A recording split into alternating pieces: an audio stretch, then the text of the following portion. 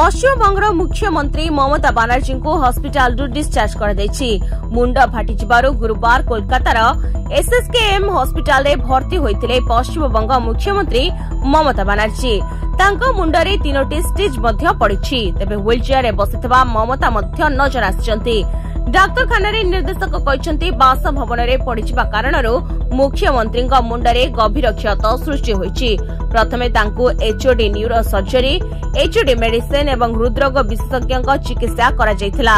तांको डाक्तरखाना रे रखिबाकू परामर्श मध्ये दिया जायतिला, किंतु ममता घर को जीवाकू कहितिले। डाक्तर को परामर्श अनुसार तांकर मॉनिटरिंग जारी रहिबो एवं चिकित्सा मध्ये जारी रहिबो।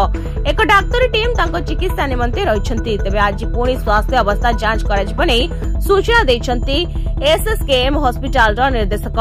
तेबे सूचना अनुसार गतकाली घरे पड़ी जिबारो ममता बनर्जी मुंडरे आघात लागितिला। तांको तुरंत कोलकातार एसएसकेएम डाक्तरखाना रे भर्ती करा जायतिला। आवश्यक चिकित्सा करा जिबा परे ओ समस्त प्रकार परीक्षा करा जिबा परे तांको डाक्तरखाना रो छाड़ी दिया जायछि। Bureau report Dinalipi live.